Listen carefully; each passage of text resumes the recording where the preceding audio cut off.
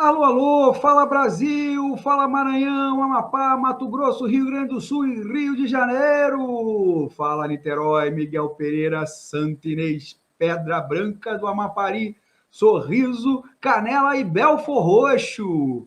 Que fala em todos os rincões desse país que não é de Deus nem do diabo, é da gente. Sem rodeios nem floreios. Se você quer ouvir obviedades, opiniões rasas e sem conteúdo, não recomendo esse podcast.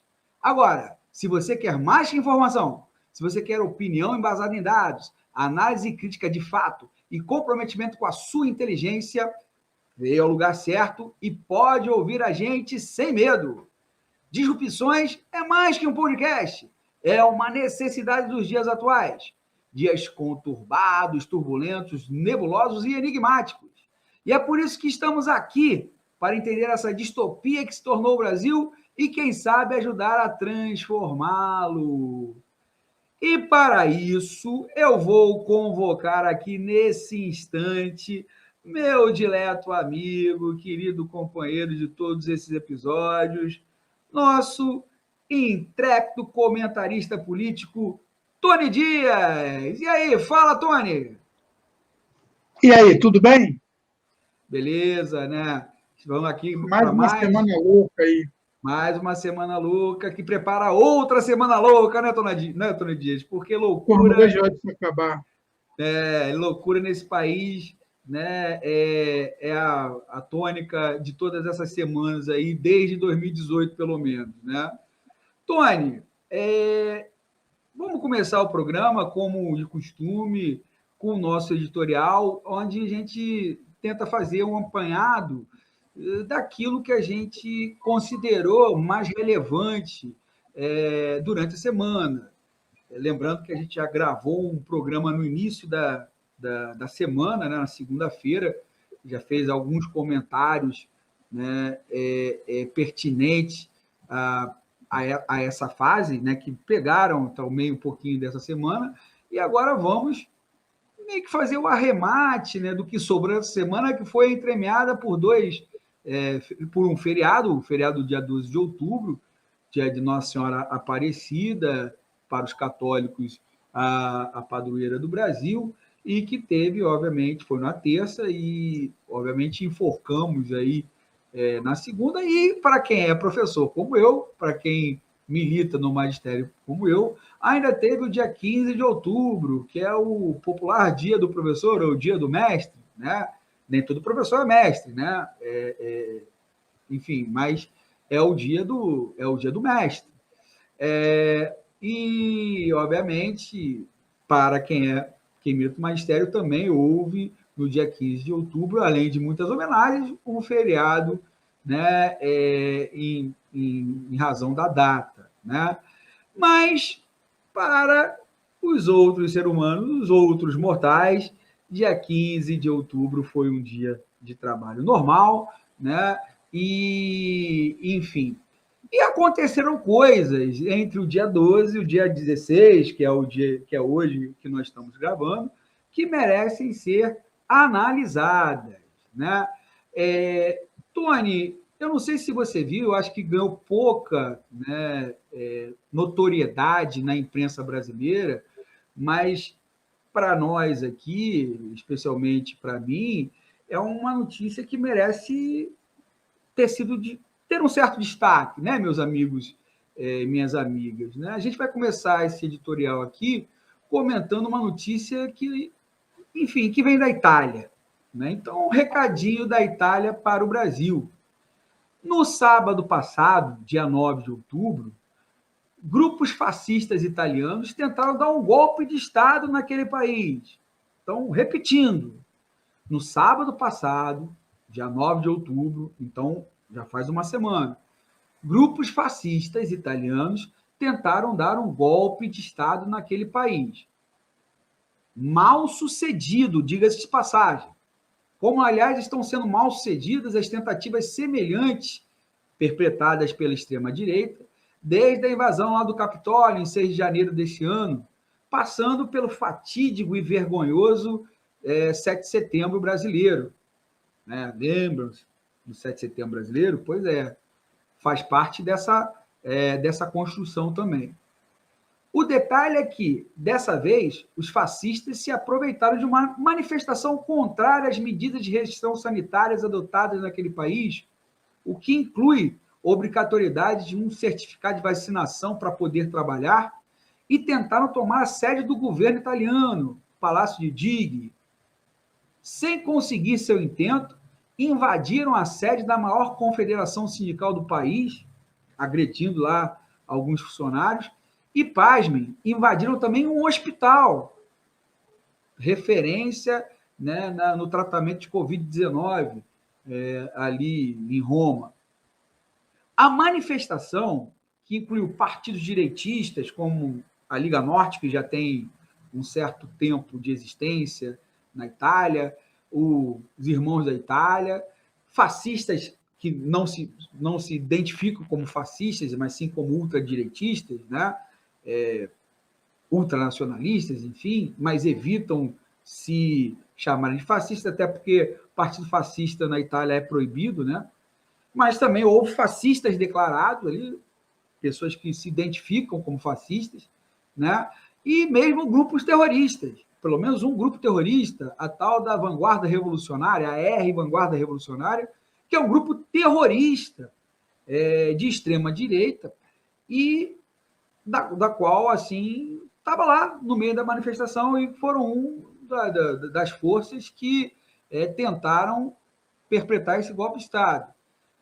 Na manifestação, né, além desses partidos e desse grupo terrorista aí que eu citei, você tinha membros das forças policiais daquele país, militantes antivacina, né? Ou seja, um caldo assim muito heterogêneo de pessoas e de forças políticas que estavam ali por diversos fatores e acabaram aí, ou pelo menos uma parte desse grupo, acabou tentando dar esse golpe de Estado na Itália. A manifestação acabou com 12 pessoas presas e, principalmente, deixando um rastro de violência e terror naquele país, na Itália, e que serviu de alerta para as autoridades. O governo italiano, que é um governo mais de uma centro-esquerda ali, podemos dizer assim, né? Muito mais de centro que de esquerda, cogita tomar providências duras contra essas organizações, falando inclusive em proibi-las. Entretanto, o problema parece muito sério, já que a neta de Benito Mussolini, olha só, Raquel Mussolini, foi eleita a vereadora mais votada em Roma. E então, na verdade, esses grupos eles têm uma expressão política importante naquele país. O que isso tem a ver conosco? Você pode aí se perguntar, você que está nos vendo, nos ouvindo, você pode se perguntar. Simples. Essa estratégia é uma estratégia coordenada e organizada pela extrema-direita internacional, que tem Steve Bannon e os irmãos Koch, são magnatas aí, do setor de petróleo, seus maiores mentores. Gerar caos, medo e insegurança é o que essas pessoas estão fazendo. E é isso que fará o bolsonarismo no país à medida que sua derrota fica mais evidente e iminente. Incitar essas hordas, que aqui no Brasil são compostas por fundamentalistas evangélicos, milicianos e membros de forças policiais, caminhoneiros extremistas, e todos esses financiados pelo capital das Havans, Madeiros e Prevent Seniors da vida, vai ser a alternativa desses grupos aí. E digo, ninguém é mais capaz de controlar esses grupos. Ninguém é mais capaz de controlar esses grupos. Talvez nem mesmo o Bozo seja mais capaz de controlar isso. Portanto, não se enganem com o Bolsonaro contido dos últimos tempos. Uma hora, a besta bota as suas garras para fora. Aliás, a agressão ao repórter cinematográfico Leandro Matoso, da Rede Globo de televisão, em pleno santuário de Nossa Senhora Aparecida e no dia da padroeira do Brasil para os católicos, é apenas uma amostra do que esse pessoal é capaz de fazer.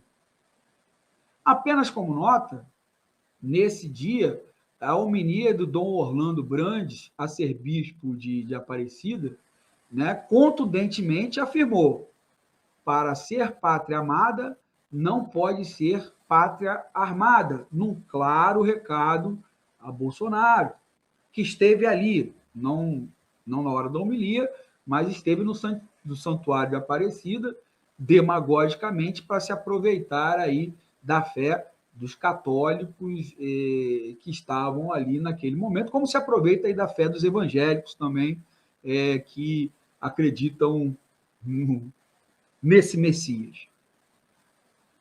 Mas, enquanto esse momento não chega, ou seja, um momento aí dessas bestas afiarem suas garras, o Brasil continua a viver sua tragédia cotidiana, muito por causa desse governo desastroso, diga-se de passagem. Entretanto, ao invés de surgir uma alternativa mais consequente dentro de um campo progressista / de esquerda, vemos seus líderes, entre aspas, e partidos se perderem em questões meramente eleitoreiras. Foi a treta da semana. Ciro Gomes versus Lula / Dilma / PT. Longe de nós aqui tomarmos alguma posição sobre quem está certo ou não nessa picuinha eleitoreira. Mas 3 pontos aqui gostaríamos de destacar. Primeiro, Ciro adota uma tática de trazer o governo Dilma à tona, já que hoje este é o principal calcanhar de Aquiles do PT, já que o discurso lavajatista perdeu seu encanto, por assim dizer.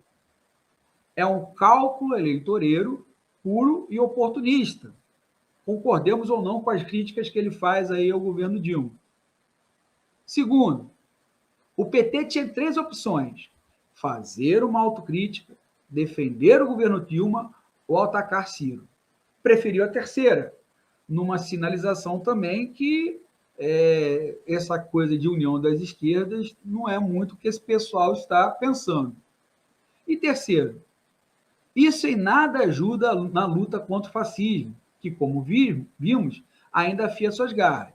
Portanto, nenhum desses lados está pensando genuinamente no povo, em seus problemas e em organizar uma luta antifascista no país.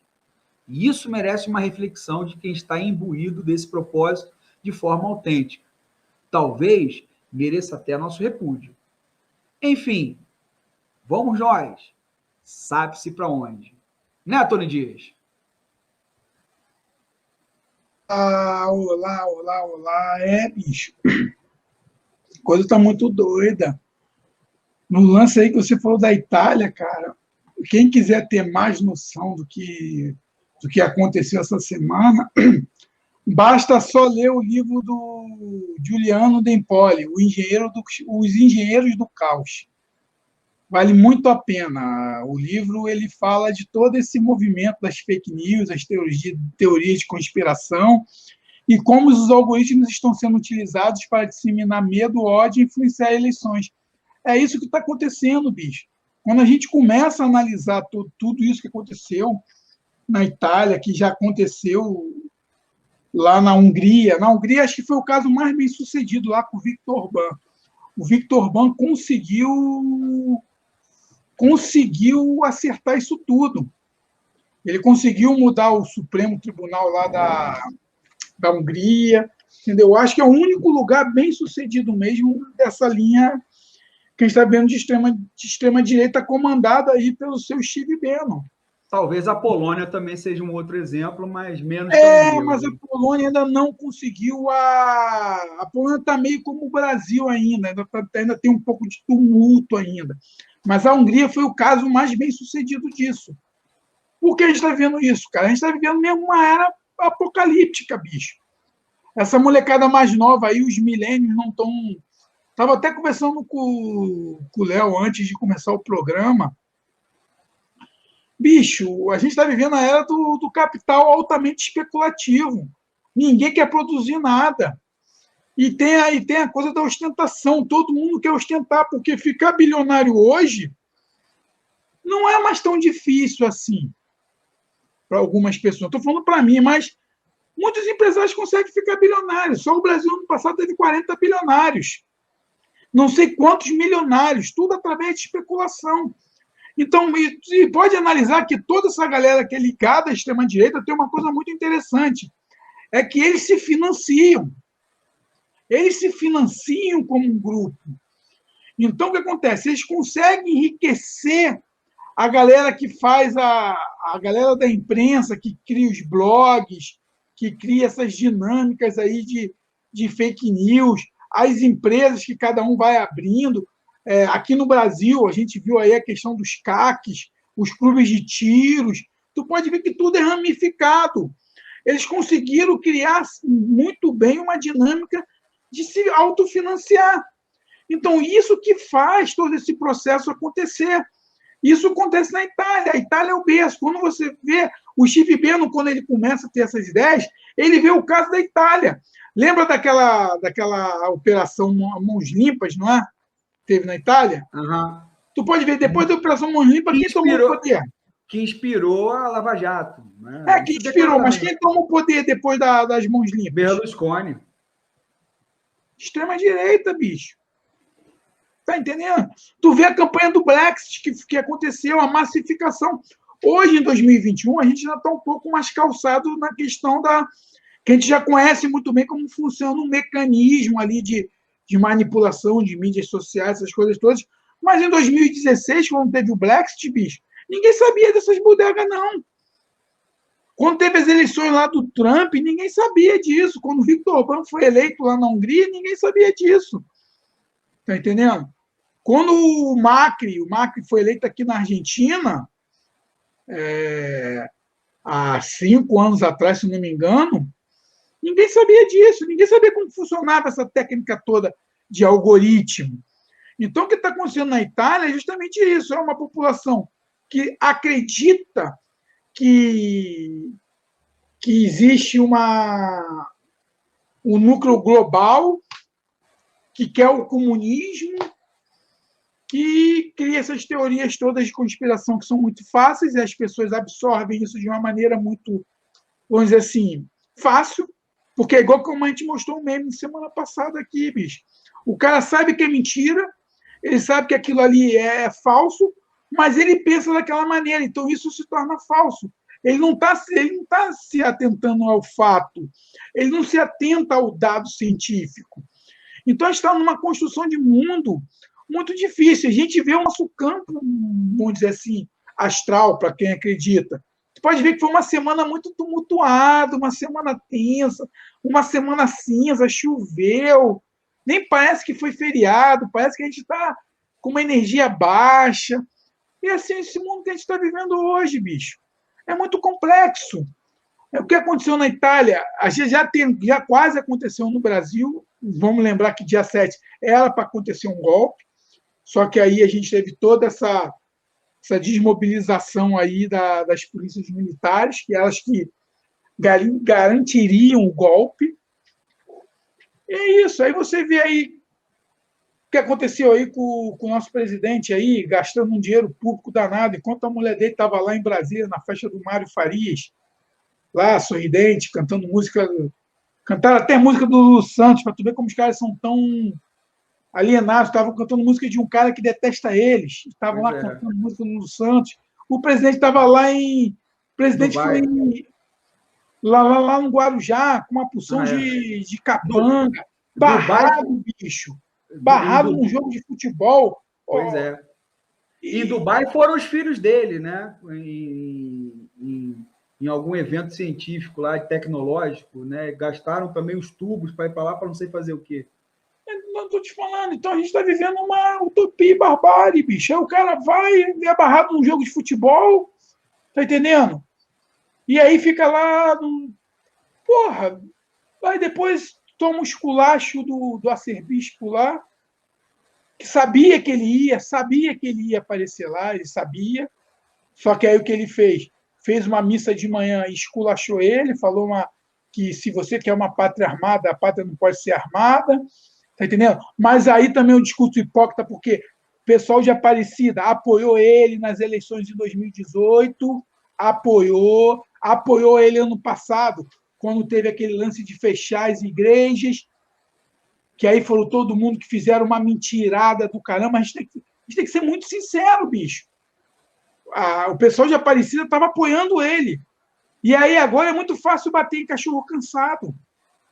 Queria ver lá em 2018, lá, na época das eleições, que preferiram a Arminha do que ou qualquer outra pessoa que estivesse competindo com a falácia que nós íamos virar um Estado comunista, apoiaram ele. E agora vai bater em cachorro cansado? Eu não gosto de hipocrisia, não, bicho. Eu sou muito coerente. Eu sou muito coerente nas coisas que eu falo. Eu fico muito chateado, porque apoiou. Todo mundo sabia quem era Jair Messias Bolsonaro. Todo mundo sabia. Quem votou nele sabia quem era ele. Todo mundo sabia o que ele falava no Congresso Nacional. Todo mundo sabia o que ele falava nesses programas Bs aí que rolavam no Brasil afora. Todo mundo acompanhou a campanha eleitoral dele. Todo mundo sabia quem era Jair Messias Bolsonaro. E se a gente está no caos hoje, bicho, se a gente está no caos financeiro, econômico, social e moral, esse arcebispo aí, que agora é muito fácil falar, queria ver lá em 2018. Criticar Bolsonaro agora, bicho, é a coisa mais fácil do mundo. Todo mundo critica Bolsonaro.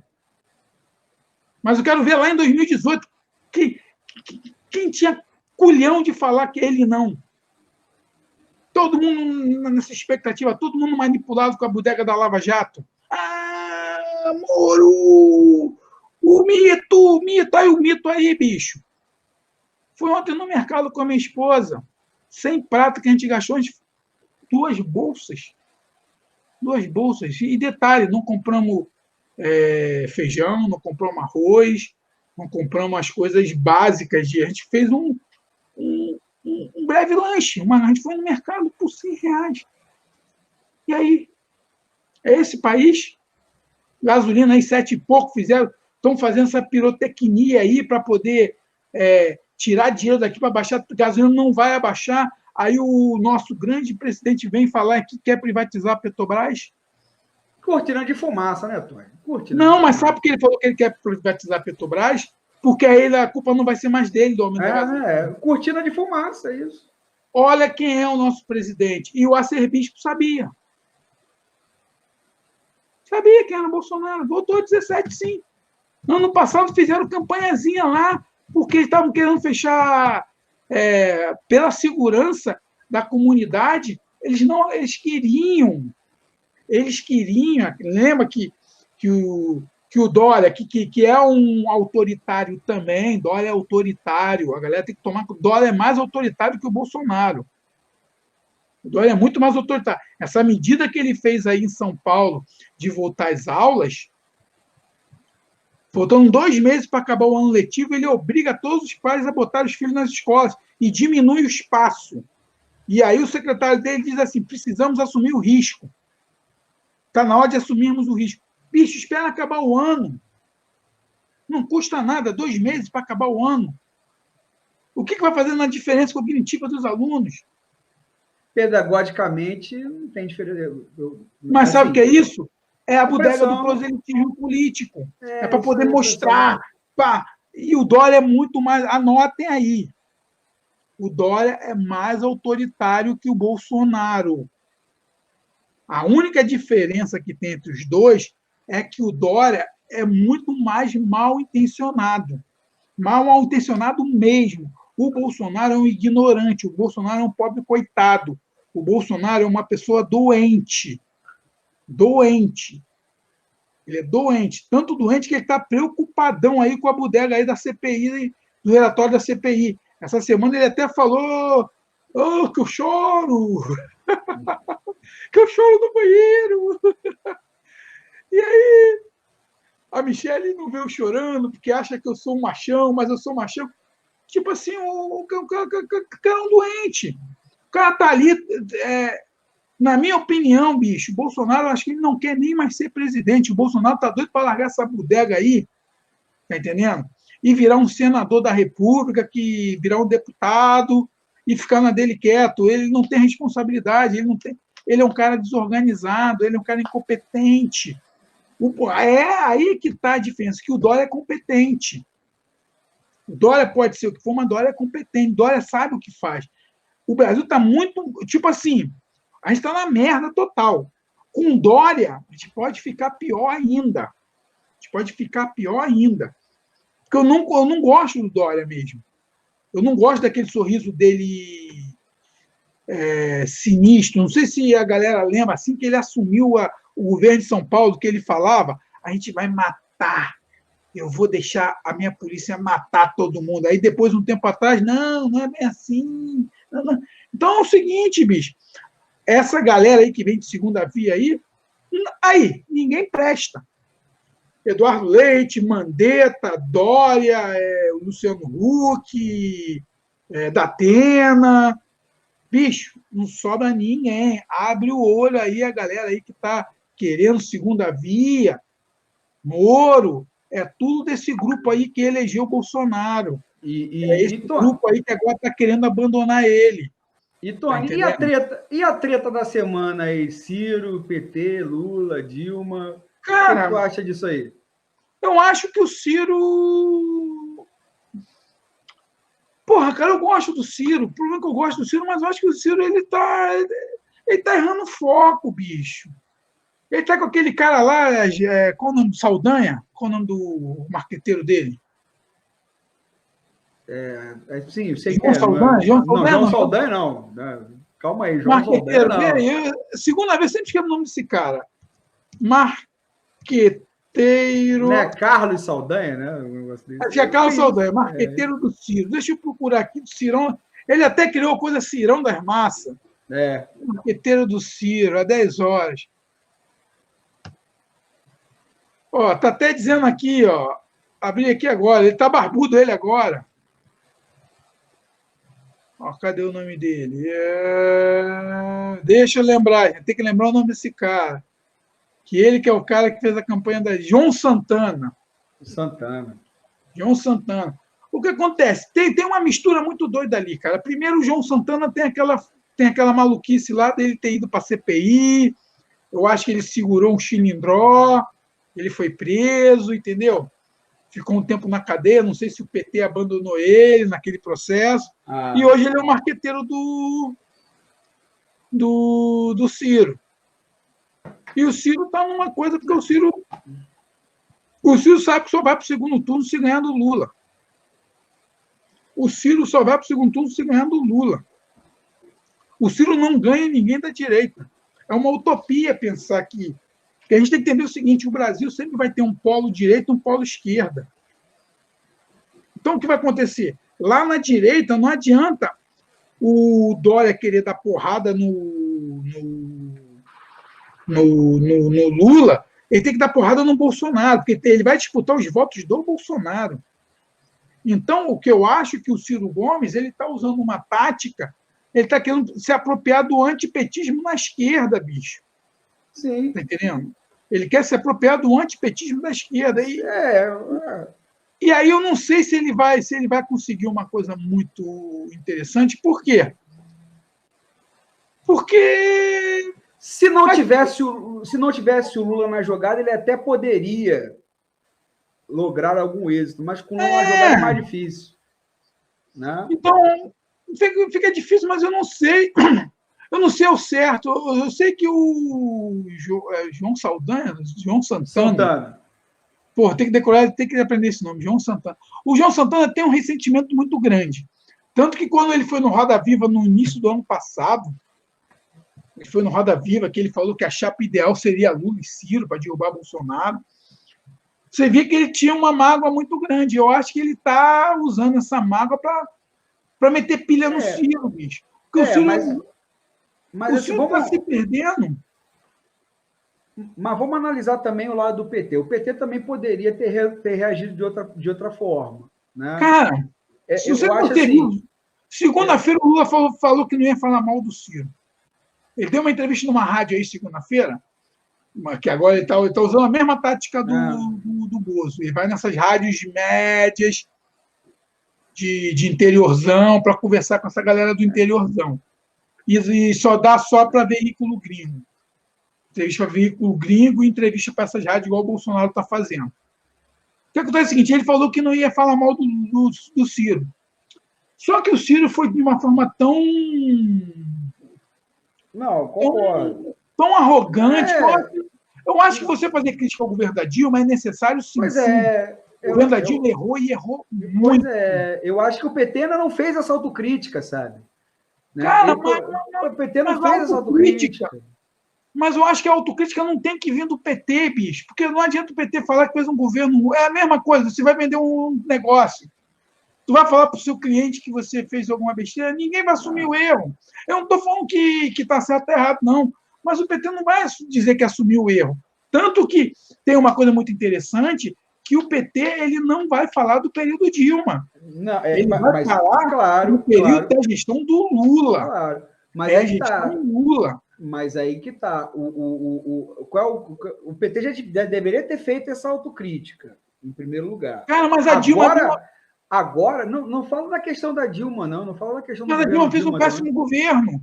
Não. A Dilma fez péssimas escolhas. Beleza, mas eu não falo nem dessa questão da autocrítica do governo Dilma, ou do fracasso do econômico dela. Não é nem isso.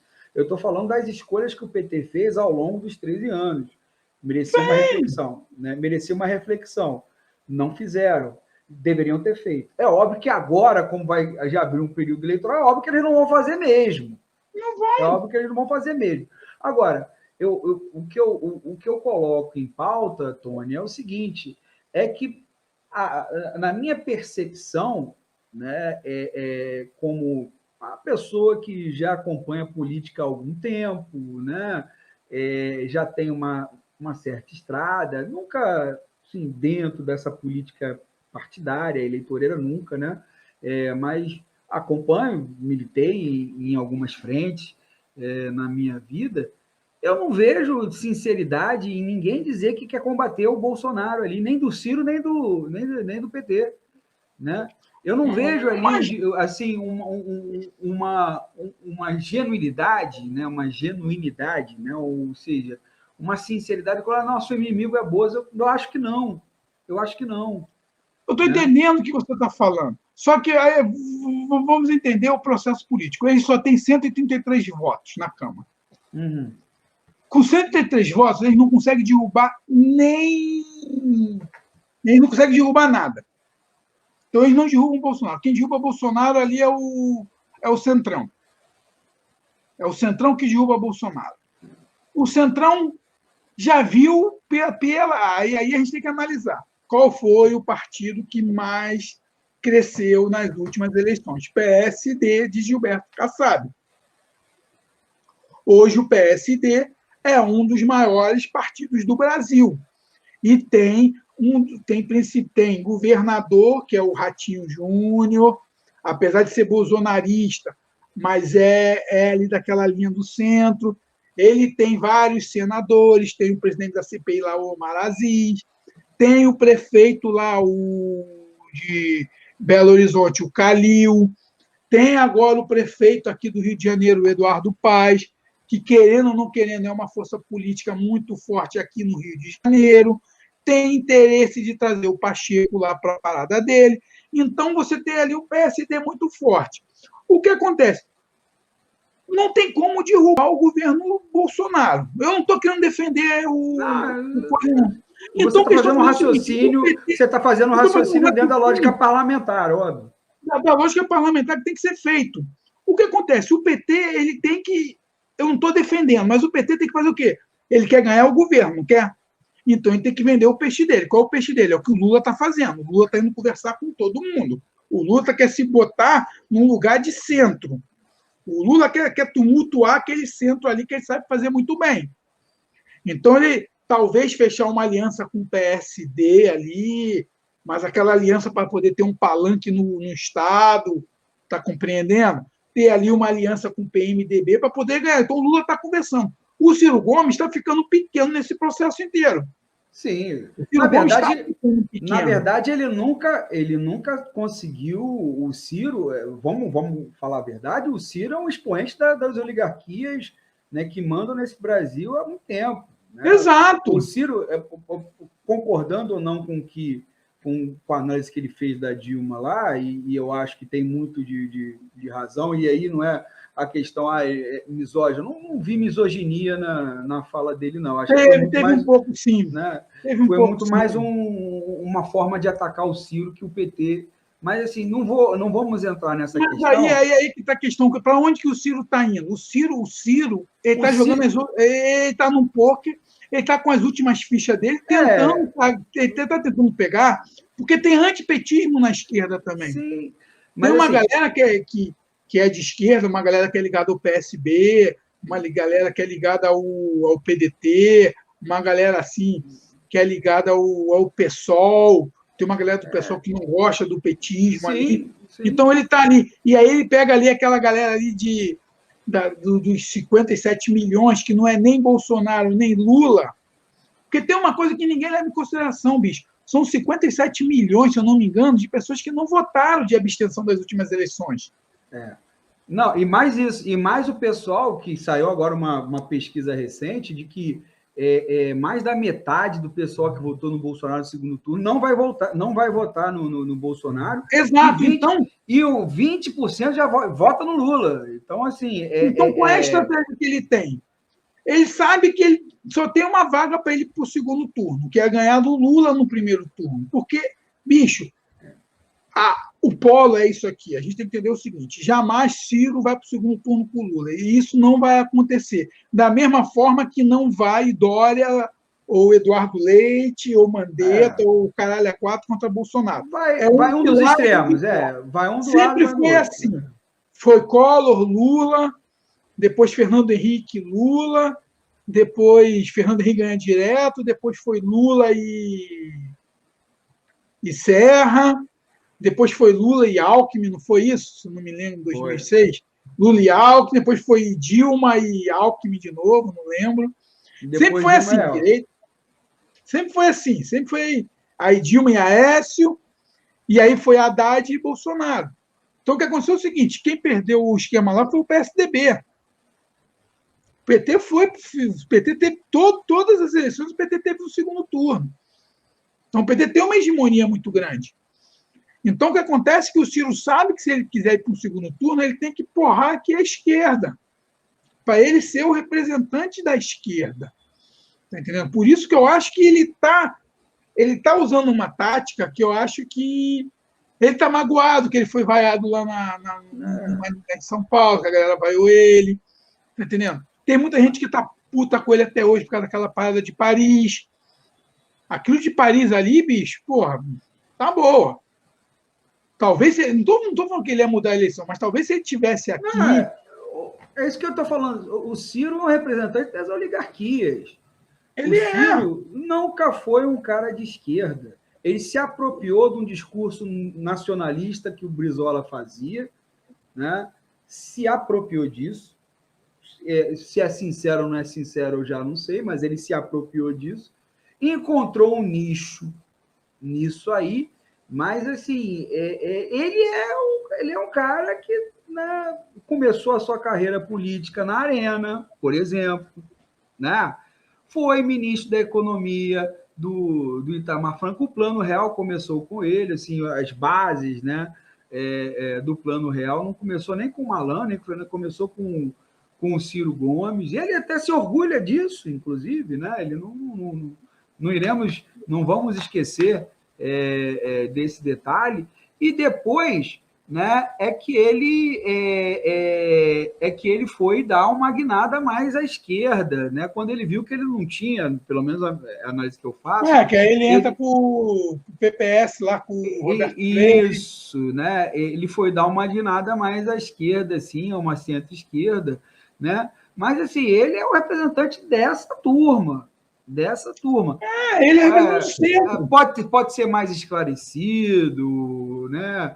Pode ser, tem até um componente econômico com mais substância programática do que por exemplo, o programa do PT, até pode ser, né? Mas ele não é. Mas, não, várias controvérsias. Eu estou colocando o seguinte. Estou entendendo. Né? Eu estou colocando o seguinte: ele não é, né? Ele nunca foi um cara de esquerda. Né? Ele entrou nesse nicho porque faltou para ele campo na direita. Entendeu? Então, assim, nunca assim, se pode, né, tratar, pelo menos quem é desse campo esquerda progressista, tratar o Ciro Gomes como um aliado eterno. Não é isso. Né? Inclusive, né, venhamos e convenhamos, ninguém, né, merece também essa alcunha aqui. Né? Mas, assim, é importante a gente colocar isso. A minha questão não é essa. Né? A minha questão não é essa. A minha questão é, nesse momento, né, de fortalecer a luta antifascista, aparecer, eu estou tratando como treta, né, mas é até um termo que não é É treta bom, mesmo. Mas não é bom, né?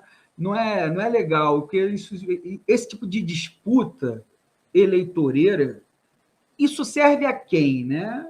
Eu acho que essa que é a questão. Ele.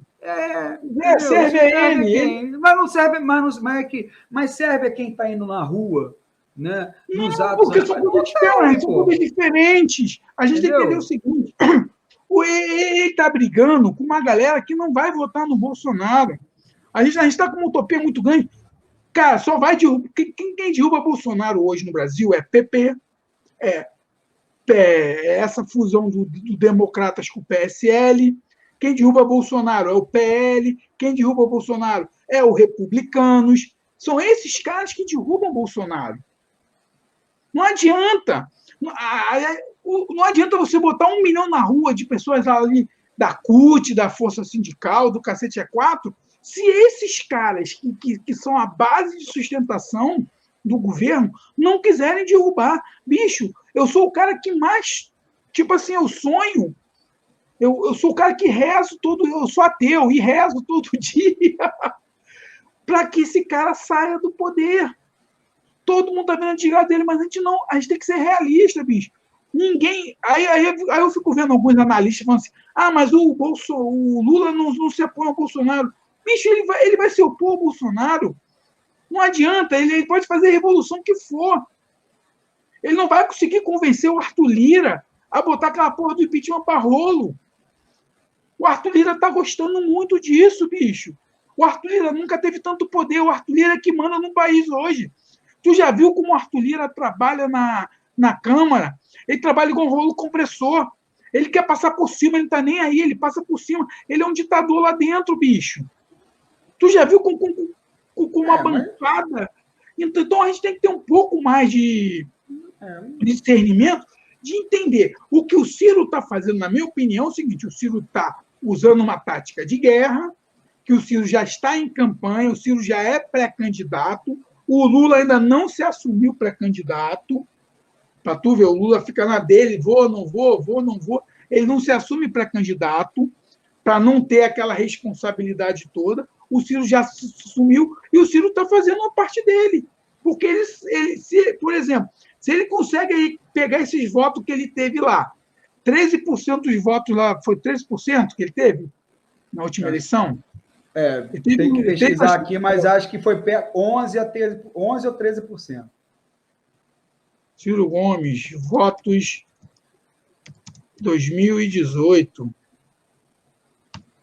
Entendeu? Ele teve uma votação boa. Ele teve 13%, bicho, quase. 13 milhões de votos. Entendeu?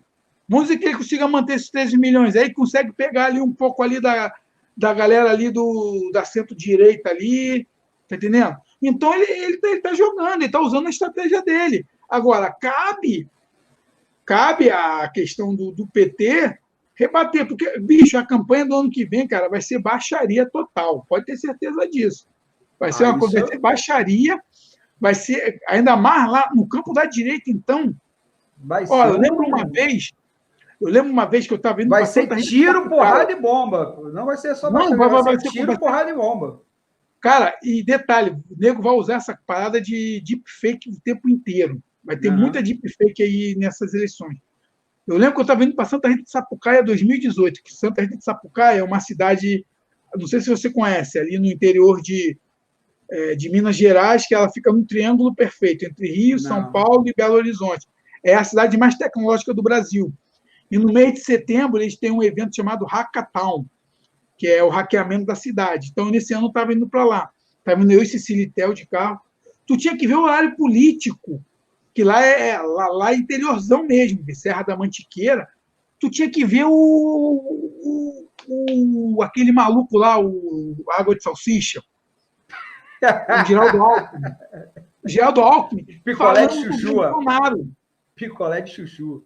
Picolé de chuchu, água de salsicha com a mesma coisa. Tu tinha que ver, bicho, o Alckmin falando do Bolsonaro, mas falando coisas absurdas o tempo inteiro naquela parada de interior. Então, a briga dessa galera vai ser muito interessante, porque a campanha do interior é diferente daqui da metrópole. É diferente. Então, isso vai ser muito interessante acompanhar. Então, o que acontece, essa treta que teve da Dilma com o Ciro, pode ter certeza, o Ciro não vai falar do governo PT, porque o Ciro foi governo PT. E ele vai até dizer, ele vai até se apropriar do governo PT, porque ele fez parte do governo do PT nas duas gestões. Agora, para ele poder gerar isso tudo, ele vai falar mal da onde? Do governo da Dilma. Do fracasso econômico que foi o governo da Dilma. Então, aonde que ele vai começar a porrar? Então, e aí ele vai começar a falar o quê? Que foi no governo da Dilma que criou o bolsonarismo. É o que ele está dizendo. E aí, a única coisa que ele errou, que eu acho que ele não necessitava, ele quer falar mal do governo da Dilma, que fale. Fale, aponte números, pá. Mas aí ele chegou e falou que o Lula, que articulou para a Dilma cair, aí pegou mal, né? Aí ele tem que mostrar a evidência. Pois é. Né? Aí tem que mostrar a evidência. Ele vai falar isso? E aí o que acontece? Não, é possível, em política tudo é possível, Tony. Mas, não, eu não estou me questionando. Tem teorias sim, que dizem que o Lula puxou o tapete dela. Teve teorias que o PT entregou o cargo.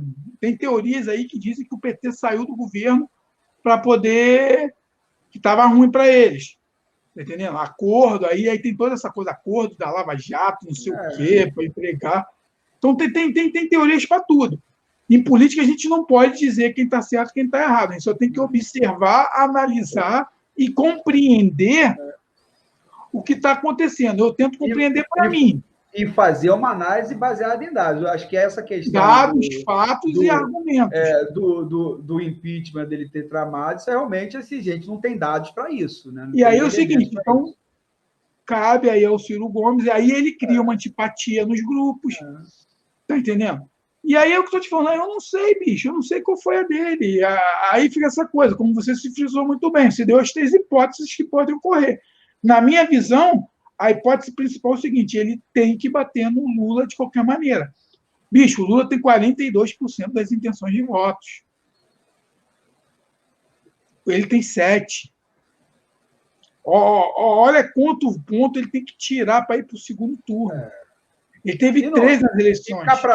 E cá para nós, assim, é difícil ele conseguir, né? É muito difícil.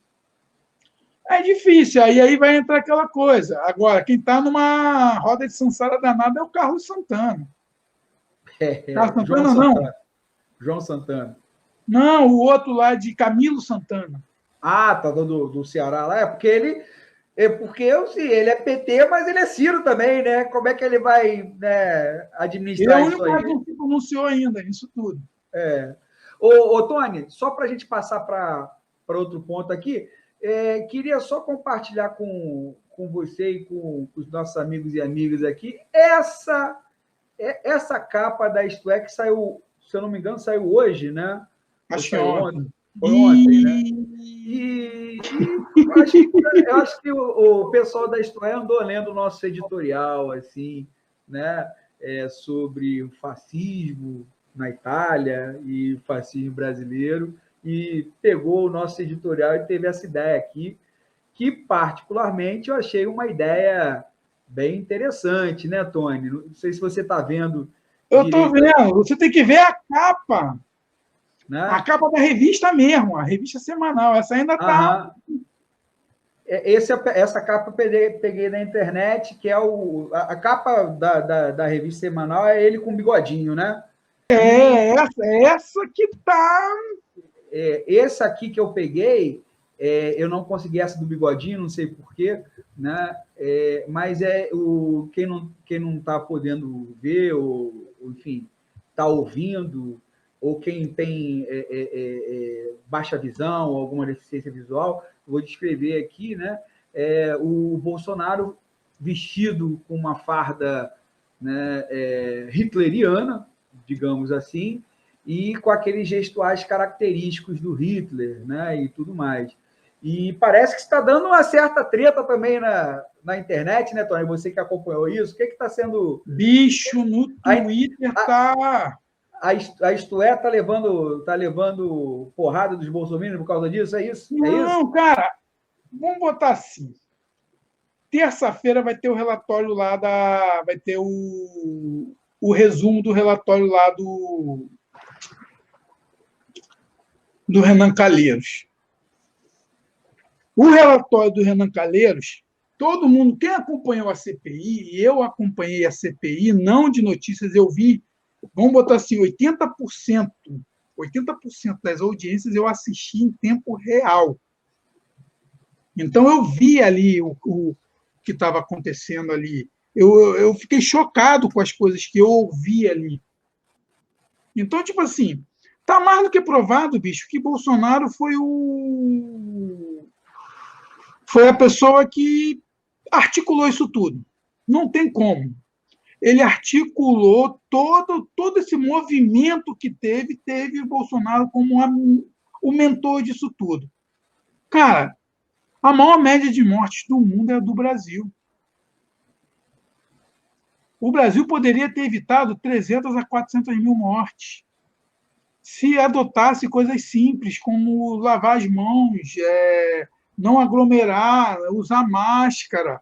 Está entendendo? Se o presidente tivesse ido para os veios que ele tem de comunicação e pedir, fazer como a Angela Merkel fez, fazer como o Boris Johnson fez, bicho, fazer até como o Donald Trump chegou a fazer em algumas vezes, está entendendo? Então ele abusou de teorias, ele acreditou na imunidade de rebanho, ele acreditou na tese daqueles médicos malucos que estavam do lado dele.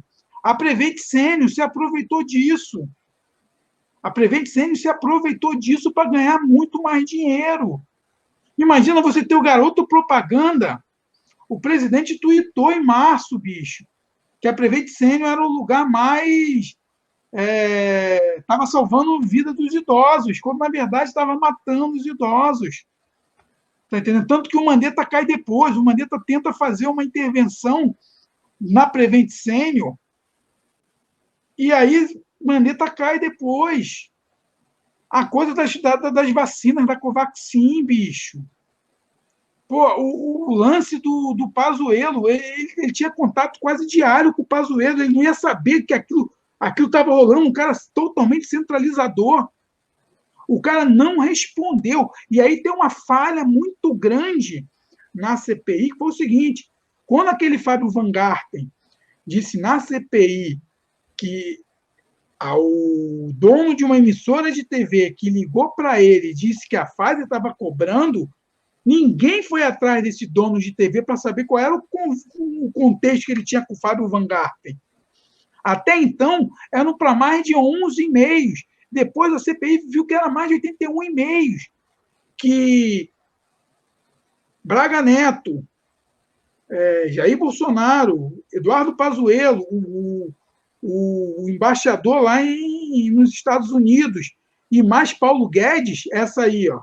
É essa capa aí que eu achei agora, né? É essa aí que está dando um problema muito sério. Então, tipo assim, essa semana, bicho, os caras vão mandar essa parada para o Tribunal de Haia.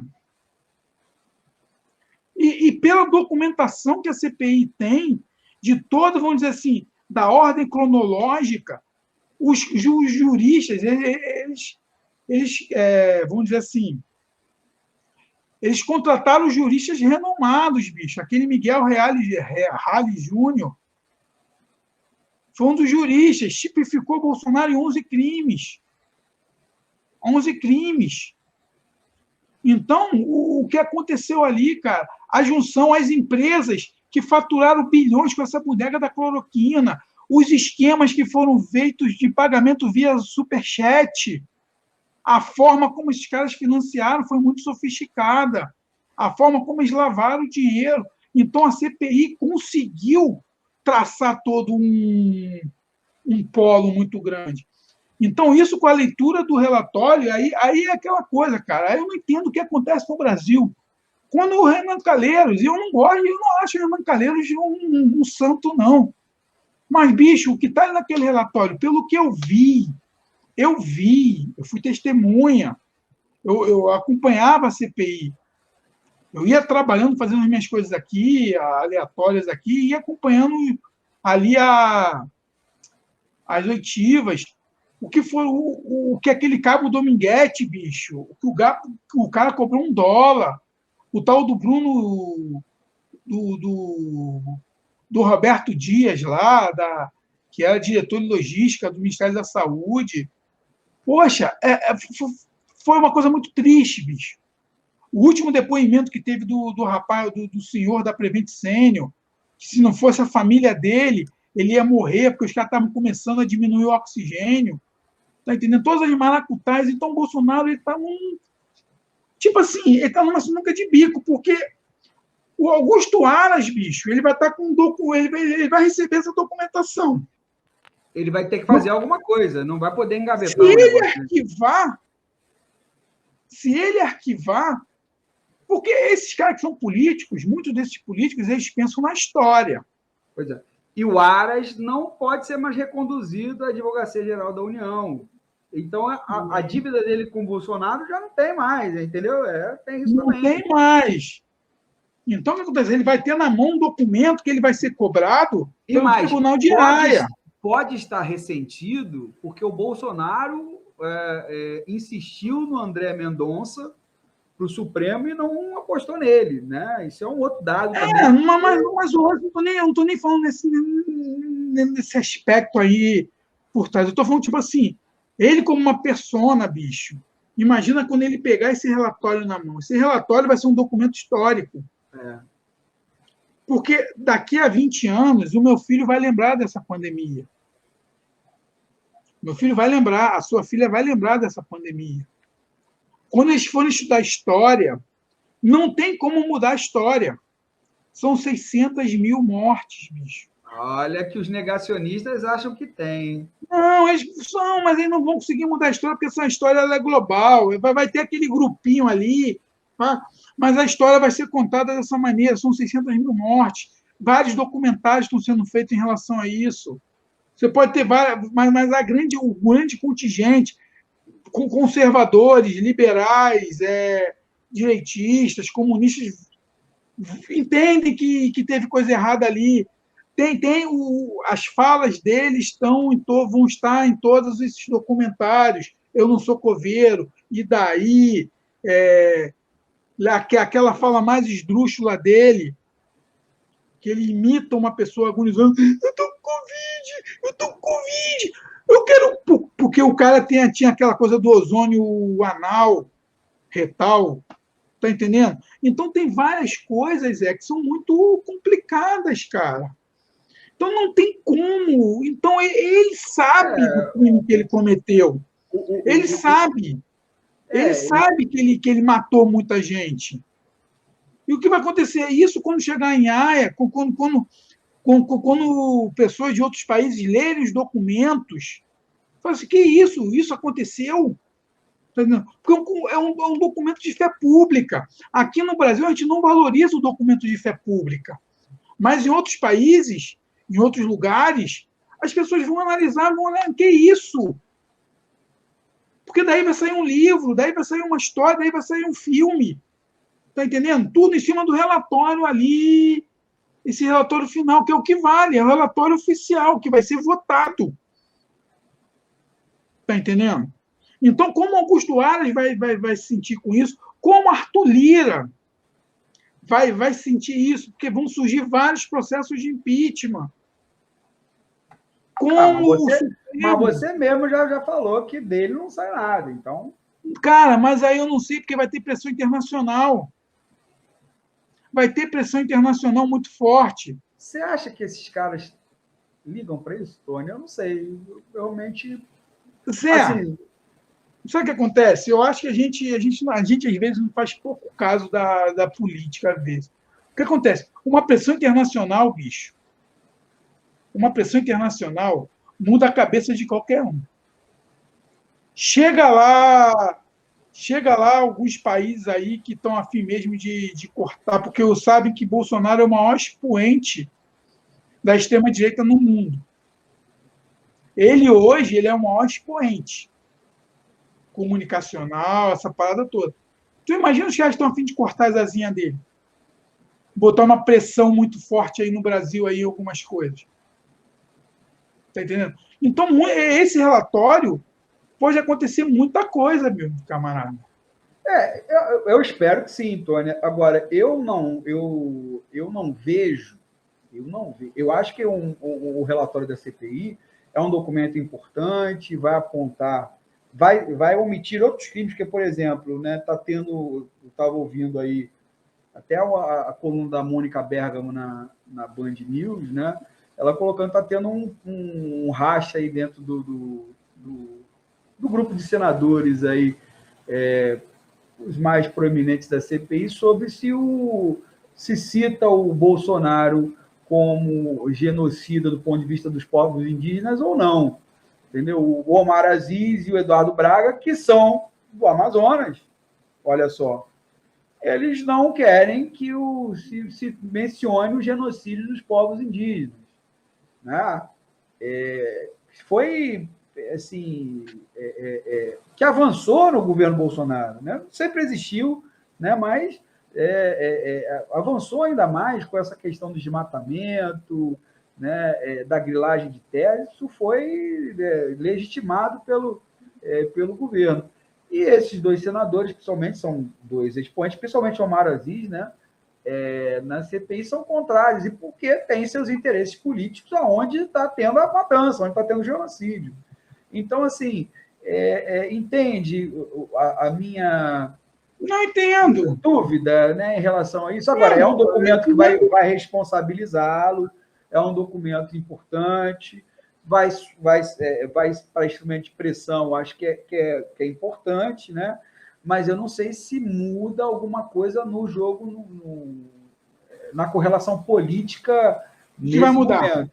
Né? Vai mudar, porque eu acredito. Eu falo isso porque no início eu não acreditava no poder da CPI. Eu não acreditava. Tanto que quando começou a CPI, eu falei que a CPI ia ser maior palanque para o Bolsonaro. E não foi. Não foi. Isso foi evidente. Não foi. Os 4 caras que defenderam ele lá foram muito fracos. Porque eles não conseguiram.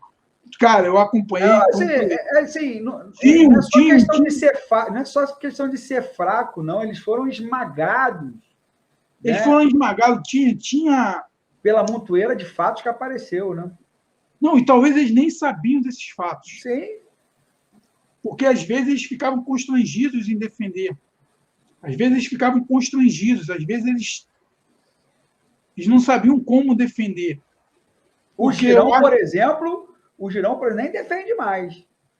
Né? Você vê que defende, porque ele defende ainda a tal da autonomia médica.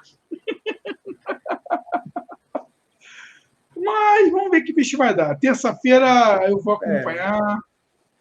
E, Tony, vamos aproveitar, né, e vamos pegar aquele nosso tradicional buraco de minhoca, né, mergulhando nele aqui, entrar no mundo mágico, doce, né, do universo paralelo que nós criamos aqui nesse programa, né, que é a nossa querida Paralelândia, e vamos aqui justamente para o nosso quadro especial aqui, histórias reais do Império da Paralelolândia. Mas, Tony, como de costume, né, você sempre tem uma definição para a Paralelolândia, né?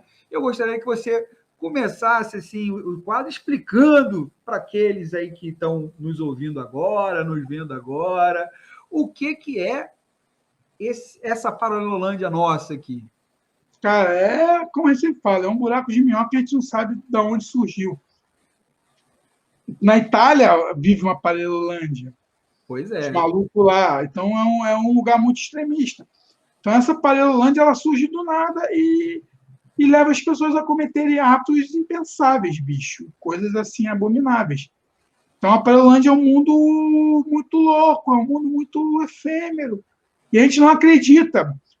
Por exemplo, tu vai mostrar aí o case da semana. Uhum. Posso Mostra o case mostrar? da semana. Posso? Pode. Pois é, Tony, você sabia que na Paralelolândia, né, um determinado ministro da economia do governo de Rachadão I, ele mesmo, né?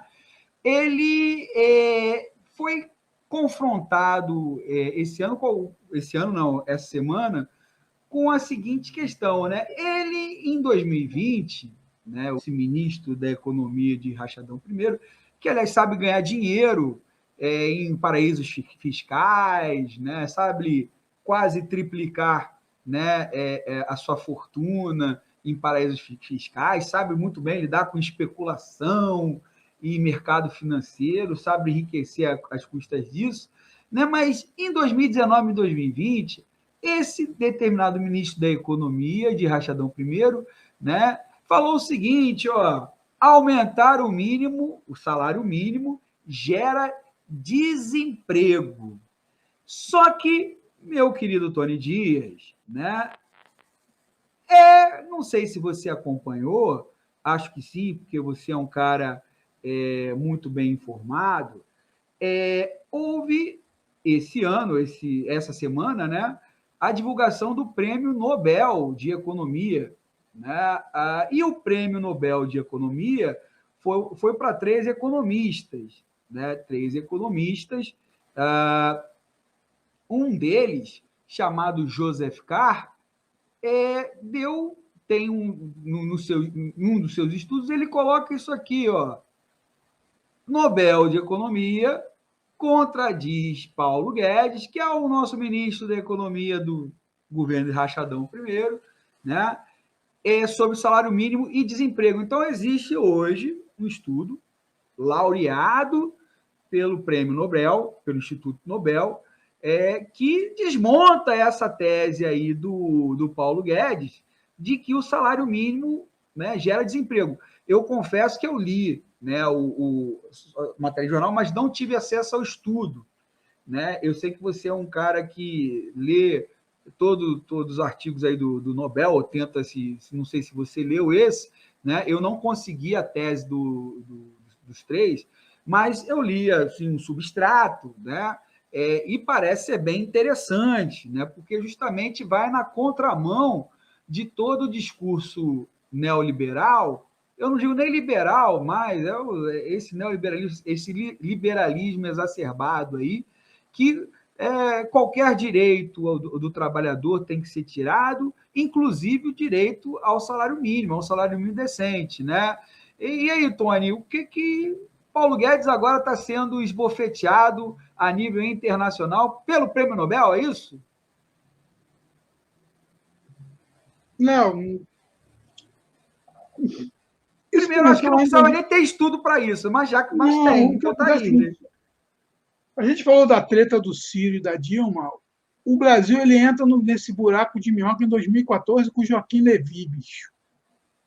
O que acontece é muito interessante isso. A gente, justamente quando o Joaquim Levy passa ali pelo governo da Dilma, a gente vê a um buraco que nós entramos. Esse ultraliberalismo, bicho, ele está sendo utilizado porque as pessoas estão enriquecendo não com capital produtivo, as pessoas estão enriquecendo com especulação. Nunca se especulou tanto no mundo. As criptomoedas como estão gerando riquezas, vamos dizer assim, efêmeras sem você produzir. A gente está entrando numa era onde que ninguém mais quer produzir. Você pega seu dinheiro, você bota numa especulação, você ganha dinheiro e acabou, bicho. Então, tipo assim, o que esses caras estão dizendo aí do Prêmio Nobel é totalmente lógico o que a gente está vivendo hoje. Se você não voltar com o processo, não digo estudo, qual é a indústria que a gente vai ter hoje? Como a gente vai gerar riqueza hoje? A gente vai ter um trilionário daqui a 1 ano, 2, daqui a uns 5 anos, a gente vai ter o primeiro trilionário. A gente tem empresas trilionárias. Tem empresas que têm mais dinheiro do que 100 países no mundo. Então, tipo assim, é muito doido. Então, pensar um novo modelo econômico, todo mundo sabia que Paulo Guedes não entende de economia, bicho. Paulo Guedes não entende. Paulo Guedes é especulador, a gente fala toda semana. E quando você vê a linha dele, não adianta, bicho. E te digo mais, o salário mínimo tá ruim. Como eu falei, eu fui no mercado fazer uma compra de nada, uma compra que eu gastava 20 prata, 30 prata. Eu gastei R$ 5.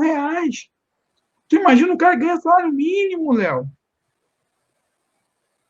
O cara ganha salário mínimo. Poxa, quanto o patrão está ganhando?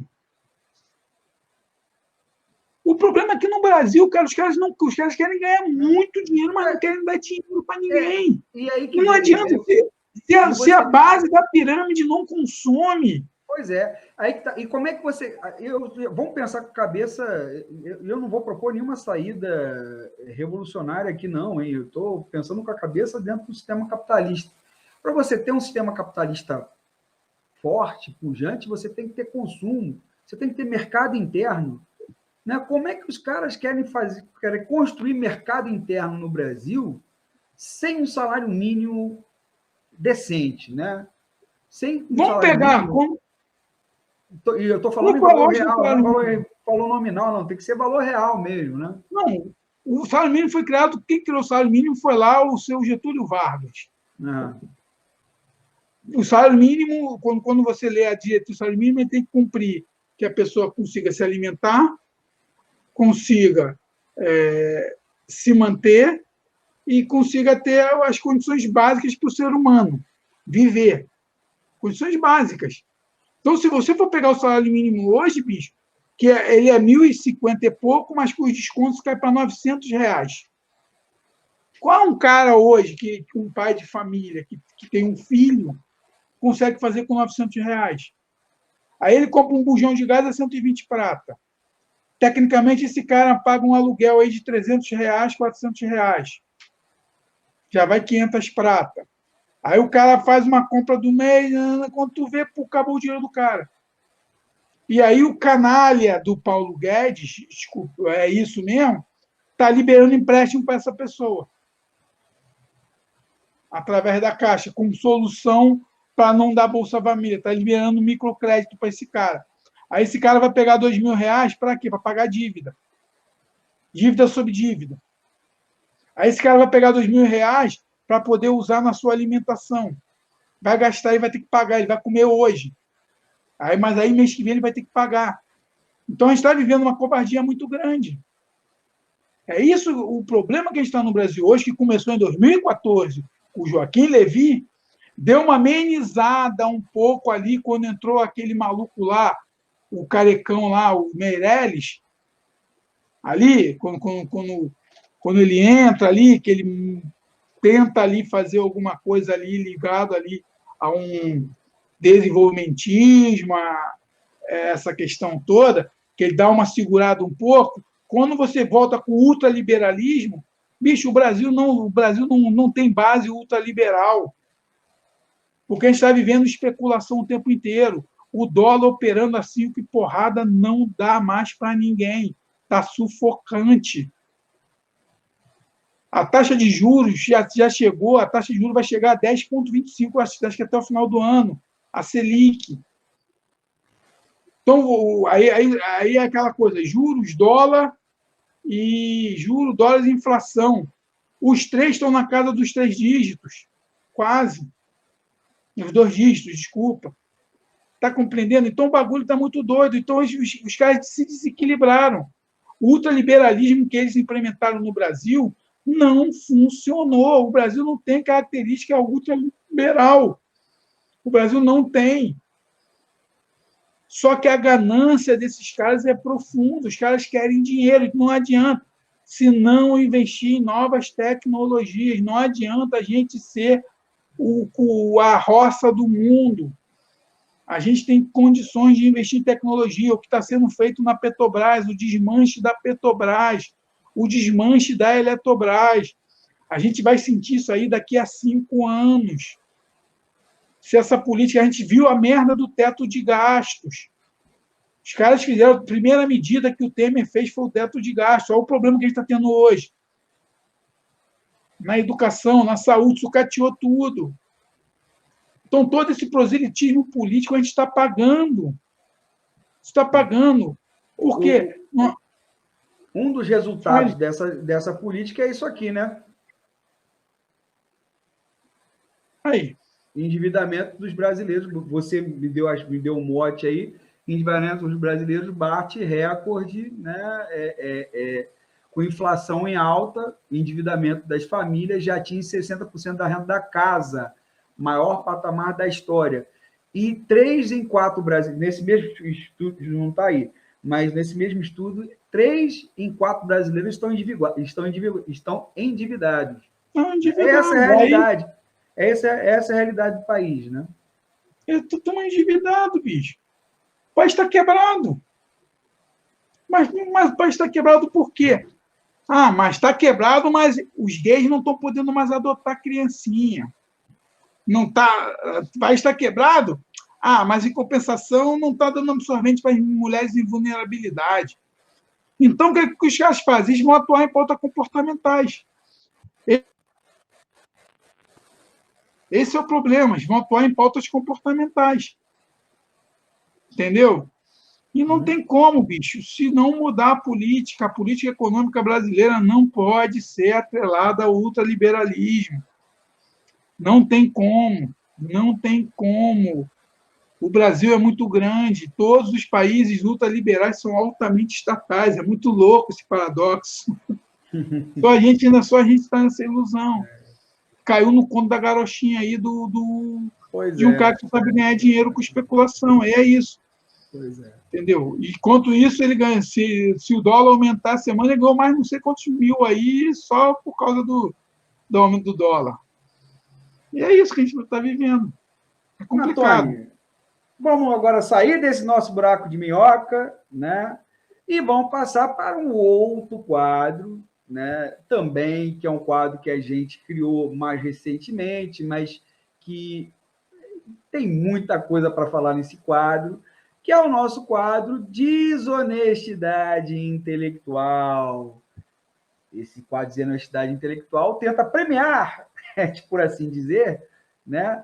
E a cada semana, os expoentes, né, da política, da intelectualidade, da imprensa, que disseram coisas que não são corretas do ponto de vista metodológico, do ponto de vista, né, do pensamento, né? Ou seja, não tem base, né, para ser dito, e é dito de forma desonesta no sentido que é induzir você ao erro propositalmente, né? Que o desonesto intelectual é isso, né?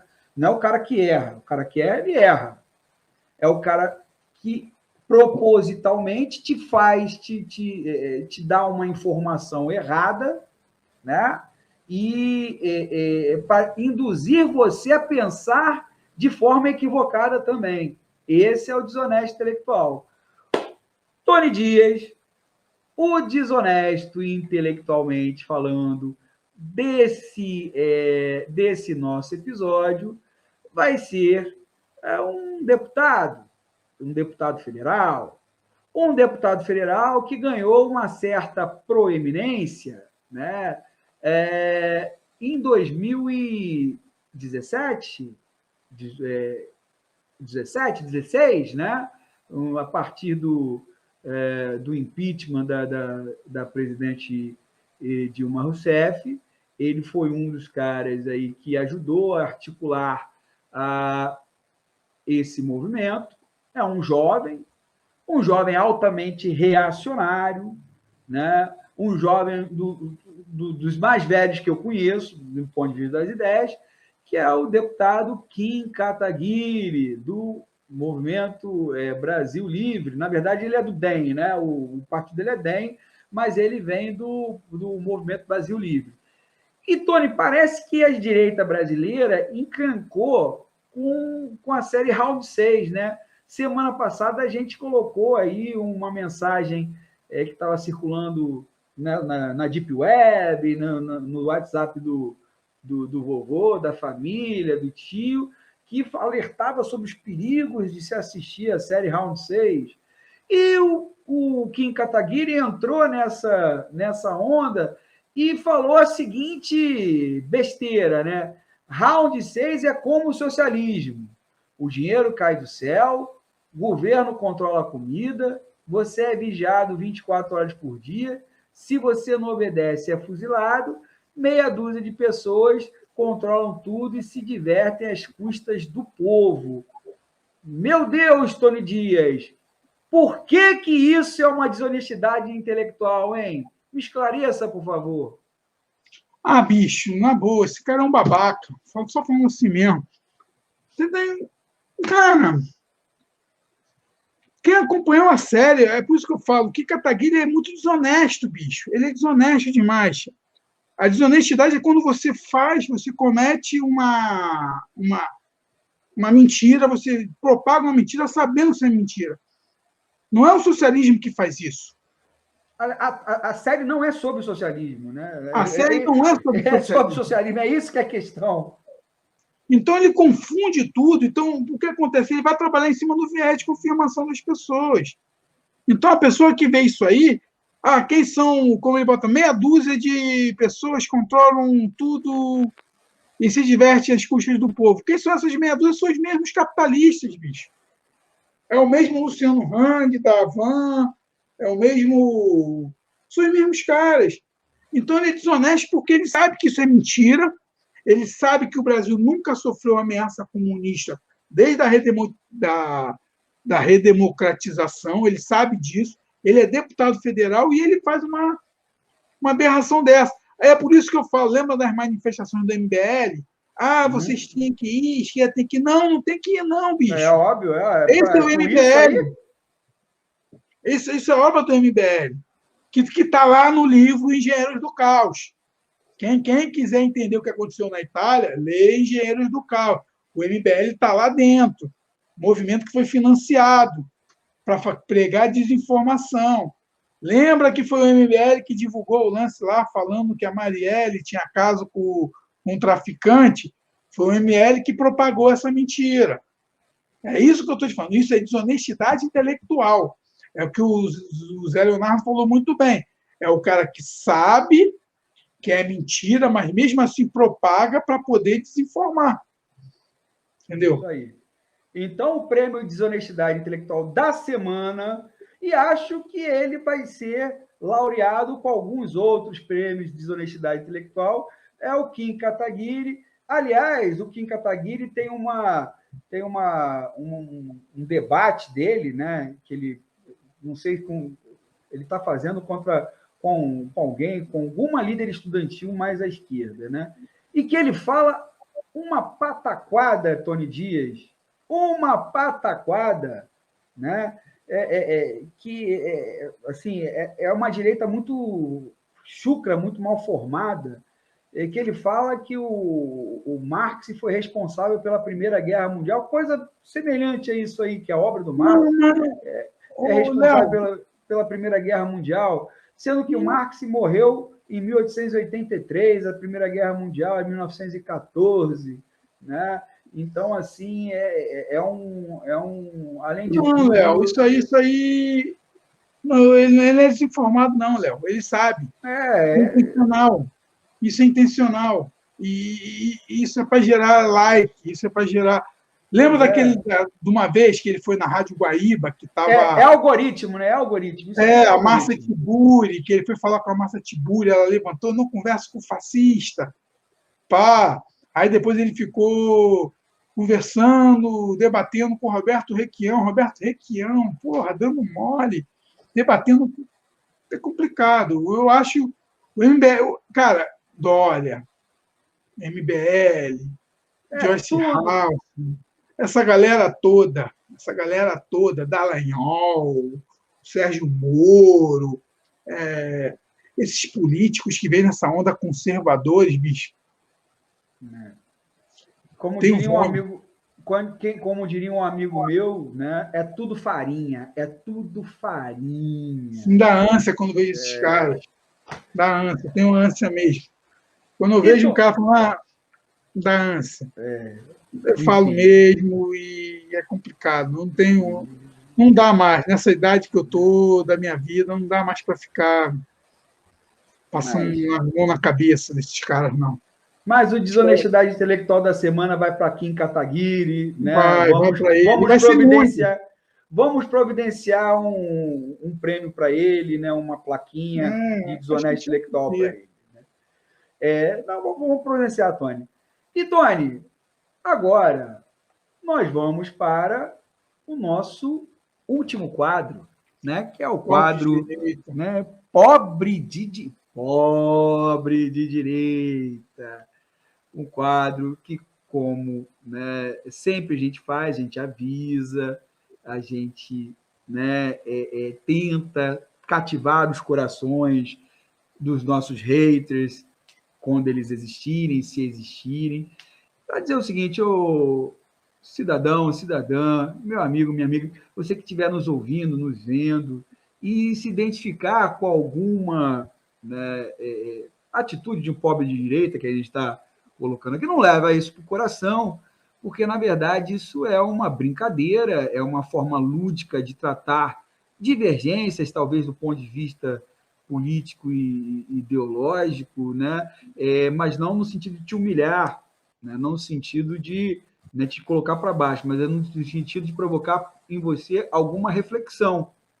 E não para que você concorde com a gente, mas que você reflita sobre a realidade que você está inserido, né? E, obviamente, nesse sentido, que esse convite à reflexão a gente está convidando através de uma certa ironia, né? Por isso que a gente criou o quadro Pobre Direita. E, como sempre a gente fala, meu amigo, minha amiga, né? A gente não tem problema de conversar com ninguém que pensa diferente com a gente. Você pode ser conservador, de direita, de esquerda, progressista, né? Enfim, você pode ser de qualquer corrente política e ideológica. A única coisa que você não pode ser, e aí não tem conversa, de fato, né? É fascista, reacionário e ignorante. Nesses três casos, não tem conversa com você. Agora, se você tem divergência política com a gente, né? Não enxerga a vida como nós enxergamos, o mundo como nós enxergamos, mas está afim do diálogo, sinta-se convidado, né? Sinta-se acolhido por esse programa e, à medida do possível, a gente vai tentar, né, colocar nossos argumentos, no caso aqui desse quadro, de uma forma mais irônica, né, colocar nossos argumentos e que você também pode colocar os seus, mandando mensagem para a gente, sugerindo, até nos questionando, né, em outro sentido. Mas, Tony, o pobre de direita, né, tem um mantra dele que é e o PT? Tá tudo, né? Não, a gasolina, e o PT?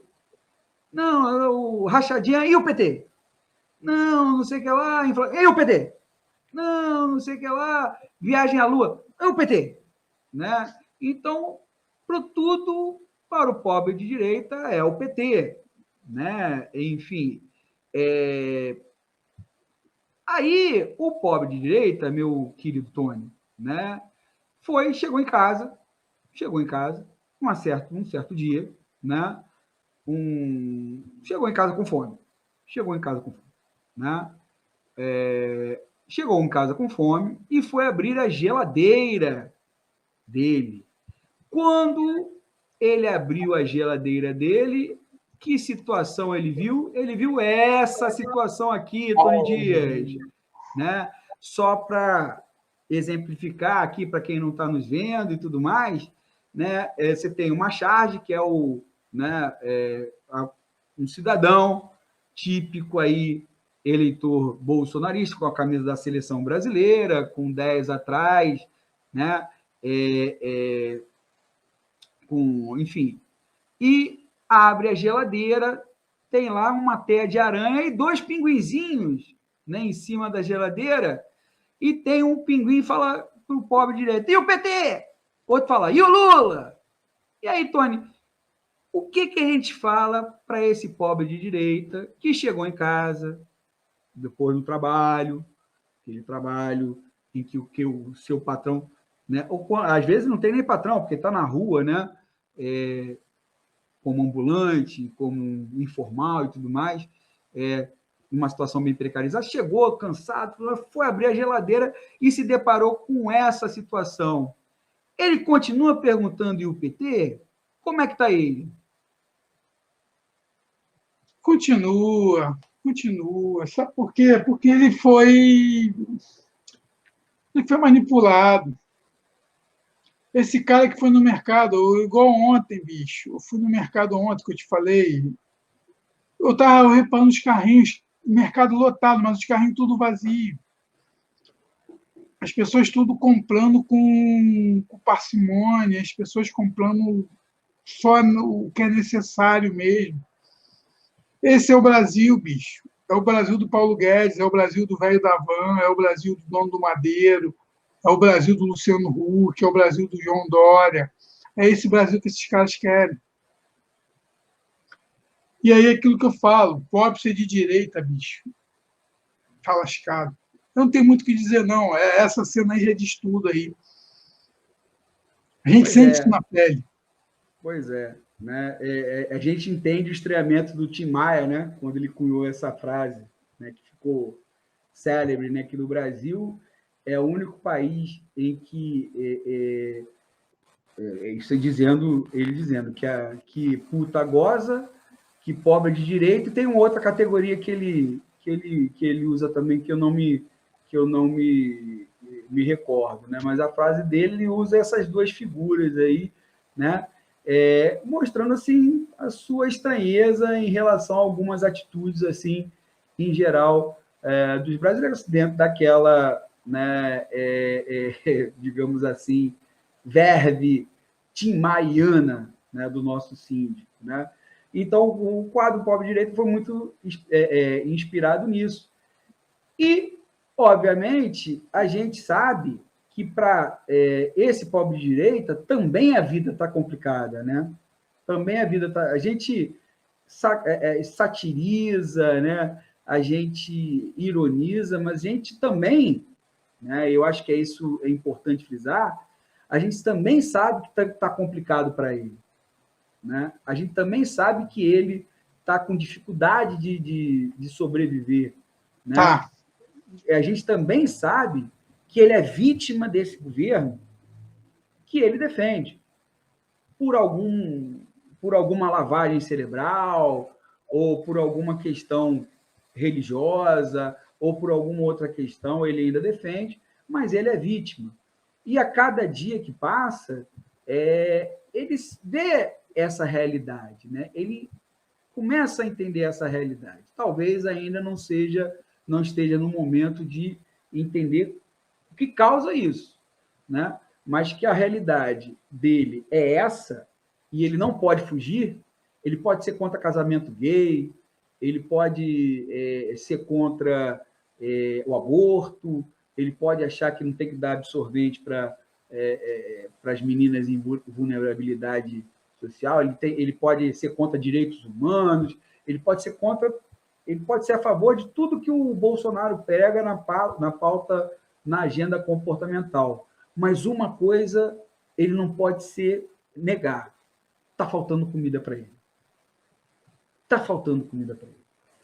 Está faltando comida, ele tá com dificuldade de pagar a luz, né? Ele está com dificuldade de pagar passagem, ele está de dificuldade de botar gasolina no carro, quando ele tem carro, obviamente, né? Ele está com essas dificuldades, né? E, obviamente, isso é um fator de despertar, que desperta, que pode, não é que desperta necessariamente, mas que pode despertar alguma consciência. E mesmo nesse pobre de direito, que nós conhecemos alguns, Tony fala das histórias dele com alguns familiares, eu também tenho alguns, né? E amigos também. Enfim, a gente precisa entendê-los até para poder transformá-los, né? Essa é a nossa tarefa também. Mas tá difícil transformar eles, porque os caras querem também. Tipo assim, os caras estão vendo aí que não está dando, mas infelizmente a lavagem cerebral foi muito. A engenharia do caos, bicho. Não sei se você teve a oportunidade de ler esse livro. Esse livro aí eu acho que sintetiza tudo isso que você trouxe hoje da Itália, é isso aí. Engenharia do caos, é como funcionam essas fake news, é como funciona essa esgotolândia, essa paralelolândia, essa mentira toda. Cansado. Esse é o Brasil, que eu não quero mais. E Tony Dias, com essa nossa... foi uma semana realmente, apesar do feriado, foi uma semana que consumiu a gente. Né? E isso aí não é só impressão minha ou do Tony, não. Todo mundo que eu falo sempre sentiu-se consumido essa semana. Com o feriado, né? Que, assim, proporcionaria um certo descanso, mas eu não vi ninguém descansar, né? Eu não vi ninguém alegre, eu não vi ninguém satisfeito. Infelizmente, a gente tem que terminar o programa dessa forma um pouco mais para baixo, né? Nesse sentido. Para baixo, assim, mas ao mesmo tempo querendo, né, enxergar uma luz no final do túnel, sendo que nem o nosso mestre Ariano Suassuna, né? Um otimista realista. Ou seja, nós sabemos que a realidade é ruim, mas sabemos que ela pode mudar, e mudar para melhor. Mas vai depender também de nós, né, Tony? Vai depender, não, da sociedade, né, em todos, e de cada um de nós, né, na sua prática social. Então, meus queridos, minhas queridas, meu querido Tony Dias, aqui nos despedimos. Até o próximo episódio desse podcast que já está viralizando, né, em todas as redes sociais, nas plataformas de streaming, né? Você pode acessar lá, por exemplo, você pode ir no nosso Instagram, disrupções.podcast, você pode ir na nossa página do Facebook, você pode ir, né, ouvir-nos, né, no Spotify, no Anchor e no nosso canal de YouTube, canal Disrupções, né? Você vai ver todos os programas até agora produzidos por Tony Dias e Zé Leonardo, os disruptivos aí da imprensa brasileira.